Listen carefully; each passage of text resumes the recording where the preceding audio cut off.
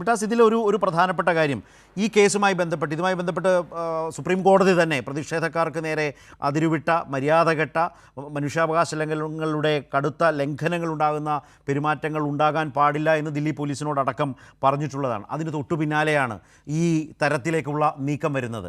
ജന്തർ മന്ദർ പ്രക്ഷോഭവുമായി ബന്ധപ്പെട്ട് സർക്കാർ കൊടുത്ത ഉറപ്പുണ്ട്, സമരക്കാർക്കെതിരായ കേസുകൾ പിൻവലിക്കാം, ആ FIRകളൊക്കെ അവിടെ നിൽക്കുന്നു.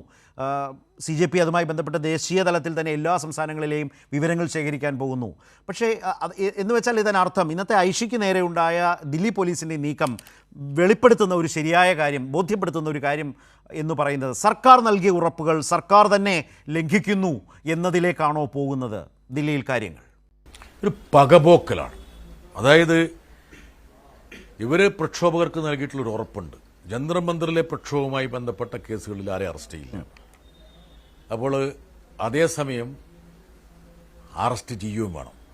അതായത് ഈ സമരത്തെ നയിച്ചവരെ ഞങ്ങൾ കൈകാര്യം ചെയ്യുമെന്നുള്ള സന്ദേശം രാജ്യത്തിലെ എല്ലാവർക്കും നൽകണം, യുവാക്കൾക്ക് നൽകണം.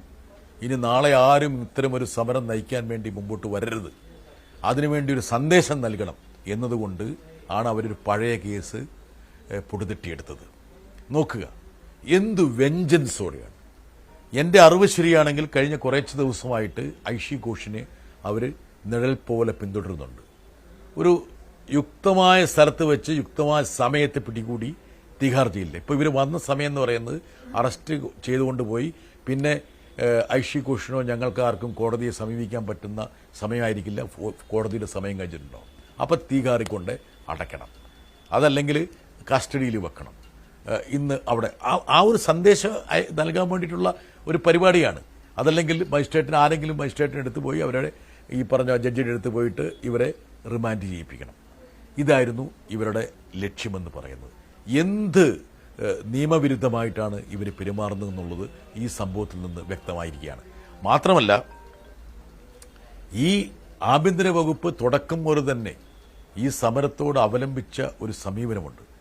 ആ സമീപനം മറ്റൊരു തലത്തിലേക്ക് അവർ വ്യാപിപ്പിക്കുന്നതിൻ്റെ ഭാഗമായിട്ടാണ് ഒരു ദേശീയ പാർട്ടിയുടെ ഓഫീസിലേക്ക് ഇങ്ങനെ കടന്നു കയറി ഒരു പ്രധാനപ്പെട്ട ഒരു വിദ്യാർത്ഥി നേതാവിനെ അറസ്റ്റ് ചെയ്യാൻ വേണ്ടി അവർ മുതിർന്നത്. പിന്നെ ഒരു കാര്യം കൂടെ പറയാതിരിക്കാൻ പറ്റില്ല ശരത്ത്, ഇത്രത്തോളം അവഹേളിതരായ ഒരു പോലീസ് അംഗങ്ങളെ ഞാൻ കണ്ടിട്ടില്ല. നോക്കുക, യൂണിഫോം എവിടെ എന്നുള്ള ചോദ്യത്തിന് മുന്നിൽ പതറി അവർ ഇവിടുന്ന് പലായനം ചെയ്തു, ഓടി ഒളിച്ചു. ഒരു തലസ്ഥാന നഗരിയെ കാക്കേണ്ട ഒരു ഡൽഹി പോലീസിന് ഇതുപോലുള്ള ഒരു അവഹേളനവും അപമാനവും ഏൽക്കേണ്ട വല്ല കാര്യമുണ്ടോ? ഇവരെ ഈ രൂപത്തിലേക്ക് മാറ്റിയെടുക്കേണ്ട എന്ത് കാര്യമാണ് അമിത്ഷായ്ക്കുള്ളത്? ഇതൊക്കെ ആൾക്കാർ ചിന്തിക്കേണ്ട കാര്യമാണ്.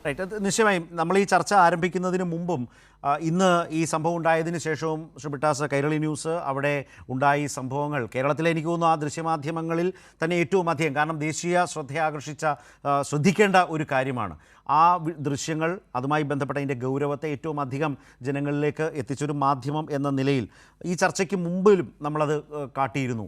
താങ്കളുടെ ചോദ്യങ്ങൾക്ക് മുമ്പിൽ ഉത്തരമില്ല, വളരെ എല്ലാവരും അമ്പരക്കുന്ന വിധത്തിലേക്കാണ്. മഴയായത് കാരണം യൂണിഫോം ഇട്ടിട്ടില്ല എന്ന് പറയുന്നു. അവരുടെ ഒഫീഷ്യൽ നെയിം കോഡ് എവിടെ, ബാഡ്ജ് എവിടെ എന്ന് ചോദിക്കുമ്പോൾ അതില്ല.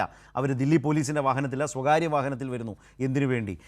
താങ്കൾ പറഞ്ഞൊരു പ്രധാനപ്പെട്ട കാര്യമുണ്ട്, രാജ്യം മുഴുവൻ ആദരിക്കും വിധത്തിലേക്ക് ആദരിക്കുന്ന, എല്ലാവരും നെഞ്ചേറ്റിയ ഒരു വലിയ സമരത്തിൻ്റെ വിജയം. അതിലെ പ്രധാനപ്പെട്ടൊരു നേതാവിനെ ഇങ്ങനെ ഒരു കേസിൻ്റെ പേരും പറഞ്ഞ് കസ്റ്റഡിയിലെടുക്കുക, അതുകൊണ്ടുണ്ടാകുന്ന ഭവിഷ്യത്ത് ആലോചിച്ച് നോക്കൂ. തിഹാർ ജയിലിലേക്ക് അടയ്ക്കുക, അല്ലെങ്കിൽ കസ്റ്റഡിയിൽ വെക്കുക, ദില്ലി പോലീസിൻ്റെ കസ്റ്റഡിയിൽ വെക്കുക.